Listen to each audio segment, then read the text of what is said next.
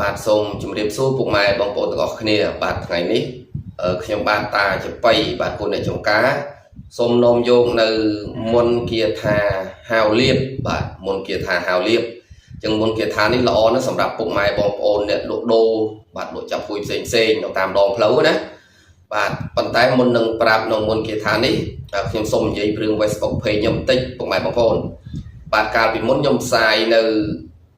page Facebook របស់ខ្ញុំឈ្មោះថាតាចបៃអ្នកចំការឥឡូវឈប់ផ្សាយនៅនឹងហើយពុកម៉ែបងប្អូនមកផ្សាយនៅFacebook page ដែលបង្កើតថ្មីមានឈ្មោះហៅថាតាចបៃភ្នំព្រឹកបាទអញ្ចឹងបាននេះឈប់នៅចំការឥឡូវនៅភ្នំព្រឹកវិញពុកម៉ែបងប្អូនណាបាទអញ្ចឹងពុកម៉ែបងប្អូនដែលចង់ឆាតចង់អីជាប់មកតាចបៃភ្នំព្រឹកវិញមកព្រោះកាន់នៅតាចបៃចំការឆាតដូចជាពិបាកនិយាយគ្នាពុកម៉ែបងប្អូនល្អអូលឥឡូវបង្កើតថ្មីអញ្ចឹងពុកម៉ែបងប្អូនជាប់ឆាតជាមួយនឹងតាចបៃភ្នំព្រឹកវិញមកបាទតែប៉ុណ្្នឹងទេពុកម៉ែបងប្អូនហើយបងប្អូនអ្នកធ្លាប់ follow ចាស់នៅខាង page ចាស់នោះណាអាចមកជួយ follow ថ្មីសារឡើងវិញពុកម៉ែបងប្អូនណាបាទបងប្អូនចាស់ដែលធ្លាប់ follow នៅ page តាចបៃនៃចំការយើងមកជួយ follow នៅតាចបៃភ្នំព្រឹកវិញព្រោះខ្ញុំឈប់ផ្សាយនៅហ្នឹងហើយវាល្អរអ៊ូលចាក់វីដេអូលេងពុកម៉ែបងប្អូនវាអត់ប្រហោះឲ្យយើងទេចាក់វីដេអូណាបាទហើយឆាតក៏បាក់តំណតំណងអញ្ចឹងទៅបង្កើត page ថ្មីតាចបៃភ្នំព្រឹកបាទអញ្ចឹងពុកម៉ែបងប្អូនជួយចុច follow លើ page ហ្នឹងវិញពុកម៉ែបងប្អូនណាបាទហើយឆាតឲ្យជាប់ឆាតហ្នឹងវិញទៅបាទប៉ុណ្ណឹងចុះឥឡូវយើងមកនិយាយពីមន្តអាគមគាថាហាវលៀបជាគេអករបស់ដូនតាខ្មែរយើងបាទគាថាហ្នឹងយើងសូត្រគោទឹកពុកម៉ែបងប្អូនព្រលឹមឡើងសូត្រគោទឹកហើយយើងប្រោះនៅមុខផ្ទះយើងទៅបាទមិនបាច់ចាំតបាច់ស្គរក្របបាច់អីទេពុកម៉ែបងប្អូនយកទឹកមកផ្តិលមកសូត្រគោខ្លួនឯងសូត្រគោហើយដងជះតិចមុខផ្ទះយើងទៅពេលសូត្រចប់ណាហើយពុកម៉ែបងប្អូនស្នើសុំឲ្យខ្ញុំសរសេរជាអក្សរខ្ញុំសុំទោសពុកម៉ែបងប្អូនខ្ញុំអត់ចេះសរសេរជាអក្សរទេសរសេរអត់ត្រូវបើអានខ្ញុំចេះអានណាពុកម៉ែបងប្អូនសូមពុកម៉ែបងប្អូនយល់ចិត្តផងបាទតែប៉ុណ្្នឹងទេហើយខ្ញុំសូត្រយឺតទេពុកម៉ែបងប្អូនណាសូត្រយឺតព្រោះពុកម៉ែបងប្អូនសូមឲ្យខ្ញុំសូត្រយឺតងាយស្រួលបាទបើអញ្ចឹងមុនដំបូងពុកម៉ែបងប្អូនយើងត្រូវតែតាំងនមោ3ចប់តោះអញ្ចឹងចាប់ផ្ដើមពុកម៉ែបងប្អូនណាតោះនមោតស្សៈភគវៈតោអរហតោសម្មាសម្ពុទ្ធស្សៈនមោតស្សៈភគវៈតោអរហតោសម្មាសម្ពុទ្ធស្សៈនមោតស្សៈភគវៈតោអរហតោសម្មាសម្ពុទ្ធស្សៈគ្រប់3ចប់ហើយយើងចាប់ដើមភាវនាយើងចាប់ដើមគោទឹកហ្មងចដៃយើងគោទឹកផ្ទាល់ណាហើយយើងសូត្របងប្អូនចាំស្ដាប់ខ្ញុំសូត្រយឺតឲ្យទេសូត្រយ៉ាងដូចនេះបងប្អូនបញ្ញលៀបភាំងសពៈលៀបភាំងពរមៈទិសੰងហោនតុនិរន្តរੰភវន្តុមេនឹងទិសខាងកើតពរមៈនឹងបានទិសបូហ្នឹងឯងបងប្អូនតមកទៀតបញ្ញ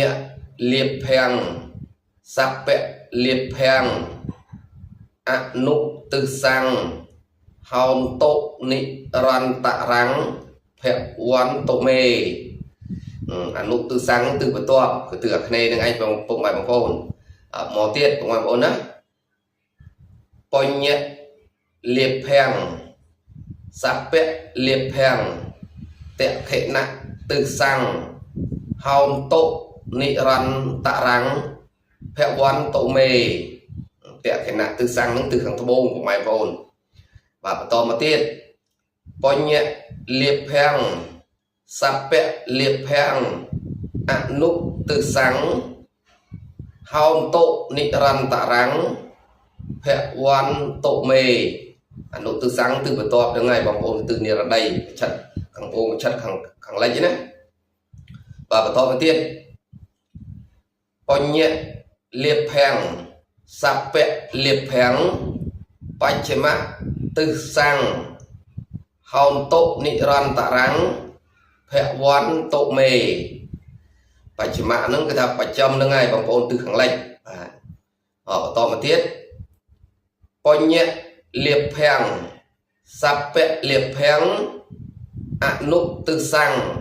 ហោនតុនិរន្តរੰភវន្តុមេ អានឹងទឹកបន្តពីទឹកខាងលិចហ្នឹងឯងទឹកបាទពីយប់ខាងនោះទឹកសាំងទឹកពីយប់បន្តមកទៀតបងប្អូនបញ្ញៈលៀបភាំងសពៈលៀបភាំងឧត្តរៈទឹកសាំងហោនតុនិរន្តរាំងភវន្តុមេបាទឧត្តរៈទឹកសាំងទឹកដទឹកខាងជើងហ្នឹងឯងពុកម៉ែបងប្អូនណាបាទបន្តមកទៀតបញ្ញៈលៀបភាំងមហាលៀបភាំងអនុទឹកសាំងហោនតុនិរន្តរាំងភវន្តុមេបាទទាំងទឹកបន្តដូចបងប្អូនដឹងហើយបាទបន្តពីខាងជើងទៅឆិតហ្នឹងទិសឦសានហ្នឹងឯងបាទយ៉ាងនេះគ្រប់8ទិសហើយបងប្អូនណាគ្រប់8ទិសយើងសូត្រហៅ8ទិសហ្នឹងទៅបានហើយយើងប្រោះទៅបាច់មកផ្ទះទៅហើយកុំពេចបងប្អូនធ្វើអំពើល្អផងណាបាទសាងអំពើបុណ្យអំពើកុសលខ្លះទៅអំពើបុណ្យដាក់បាតថ្វាយបង្គំមេត្តាបិតាភូមិជានាងផ្ទះដាក់ស្ករគ្រាប់ដាក់ទឹករៀងរាល់ថ្ងៃផងហ្នឹងហើយដើម្បីគាត់ជួយហៅរៀបជំនួសយើងដែរនឹងតែប៉ុណ្្នឹងឯងបងប្អូនបាទជាចុងក្រោយសូមគោរពជូនពរបងប្អូនទាំងអស់បានប្រកបជួបផ្ទះតែក្តីសុខក្តីចម្រើនរោគស៊ីមានបាននឹងអាយុវែងបាទពេលនេះខ្ញុំបាទតាចំបៃគុណអ្នកចំការបាទក្នុងព្រឹកបាទសូមអរគុណសូមជម្រាបលាបងប្អូន